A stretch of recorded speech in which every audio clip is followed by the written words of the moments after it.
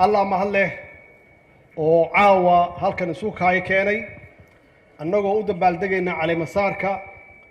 مدحوينها عصب سعيد عبد الله الدني وحان رباه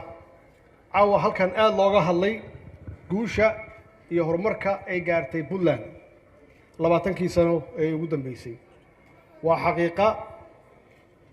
waxay gaartay Puntland guul aad iyo aad loo taaban karo oo waxa isku soo wareejiyay xilka shan madaxweyne oo lix ku yahay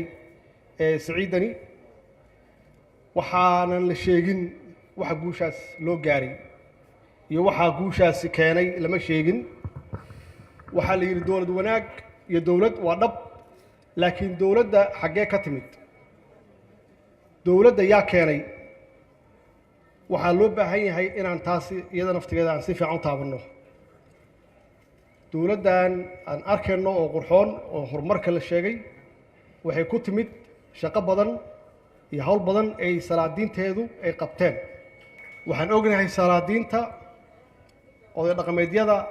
ee Puntland inay yihiin dad midaysan oo runtii nabadoono dhab ah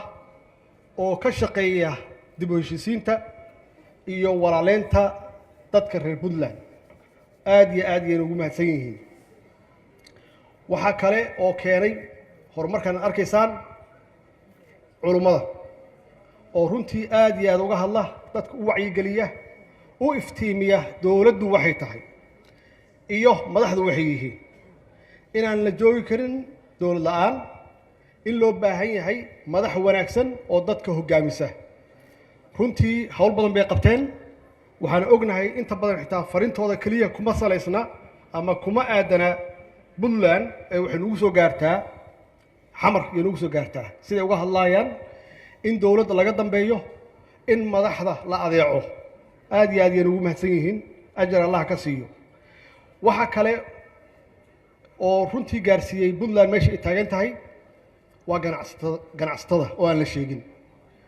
oo xaqiiqatan maalgashi badan ku sameeya shaqo abuur sameeya mashruucyo badan keena oo riski gareeya dhaqaalahooda aad iyo aad ayay ugu mahadsan yihiin waxa intaas dheer oo aan la sheegin iyada media annagoo og media wax badan in lagu hadleen karo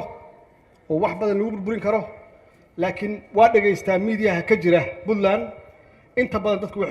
waxay ku wacyi galiyaan wax aad iyo aad u wanaagsan kuma wacyi galiyaan in dawladda laga hor yimaado in dawladda la burburiyo kuma wacyi galiyaan ugu dambeys shacabka wanaagsan ee reer Puntland oo aan ognahay wadaniyadooda iyo Soomaalinimadooda iyo dawlad jaceelkooda ay ka turjumayso xitaa maanta aan nimid siday noo soo dhaweeyeen oo wanaag badan ay saacadaha badan u taagnaayeen jidadka oo qorrax ah ilaa saaka laga soo bilaabo aad iyo aad ayaan ugu mahadcelinayaa siday dawladooda u garab taagan yihiin ayna u jecel yihiin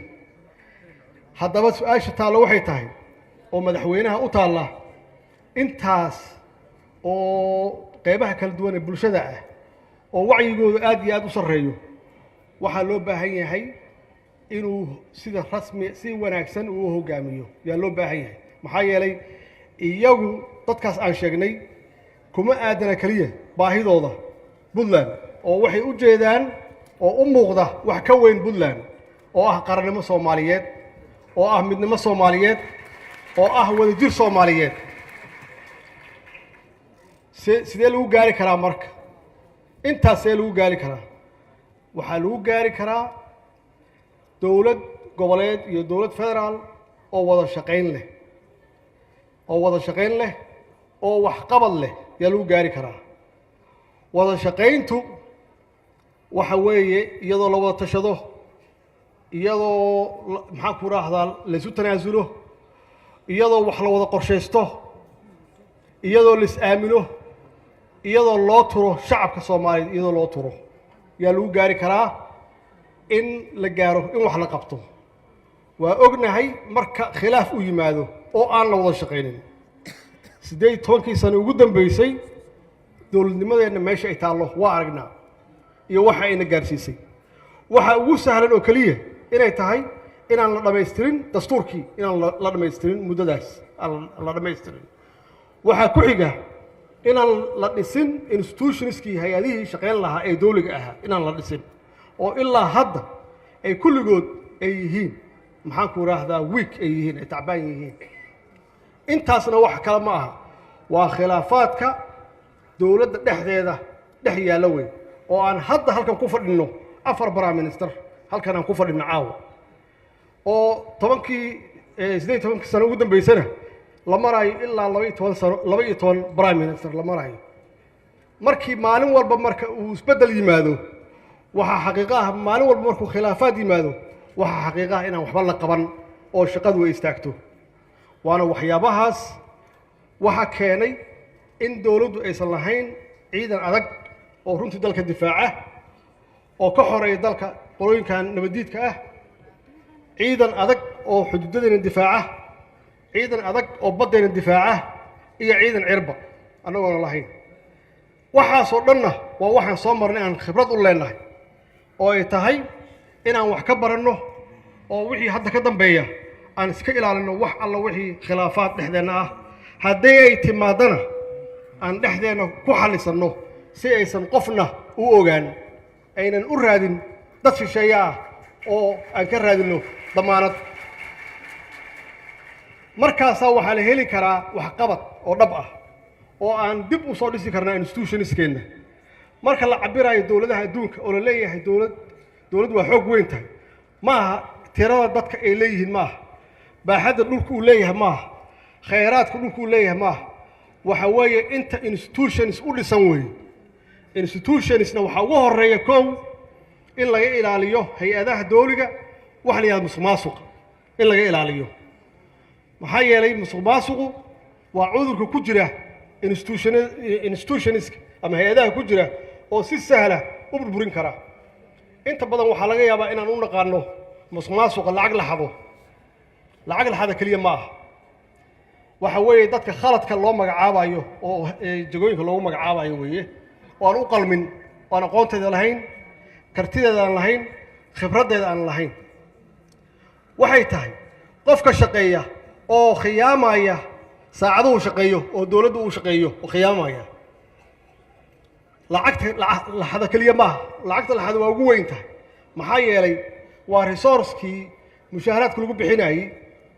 ama qalabka loo baahan yahay ama agabka loo baahan yahay lagu soo iibinayay waana waxyaabaha runtii annagana wiiqay intii dowladnimadeenna ay jirtay wey sidaas darteed anigu kolleyba waxaan leeyahay hadalkayaan kusoo koobayaa islaan ciise hadalkiisii oo ahaa in laga noqdo xalay dhalay wax alla wixii la soo maray anaa ugu horeeya waxaan leeyahay waa idin cafiyey idinkana waxaan rabaa inay cafisaan waxaana ballan qaadayaa inaan idinla shaqeeyo haddaad tihiin dowlad goboleedyo iyo haddaad tihiin dowladda dhexdeeda baarlamaanka dhexdiisa hadduu ilaah yidhaahdo bacdamaan ahay odaygii u dhexeeyey iyagoo dhanna insha allah anaa dhex galaya oo howlahooda xalinaya hadduu ilaah yidhaahdo laakiin mid ogaada mucaarad waa u baahannahay mucaarad waa loo baahan yahay laakiin mucaaradka loo baahan yahay waxa weeye markay xaaladda kulushahay in mucaaradkaasun dowladda shisheeye uusan la jirin wax kasta ay tahay inuu dowladdiisa ag taagan yahay mucaaradku waa kaas oo ah kan wax dhisaya weeye ma aha kan dowladdiisa duminaya ma aha marka waa iga ballan insha allah hadduu ilaah yidhaahdo inaan wada shaqayno maxaan ku idhaahdaa inaan dhisno institutionskeenna in aan ummaddeenna u shaqayno oo aynan mar dambe aynan qalbi jabin shacabkeenna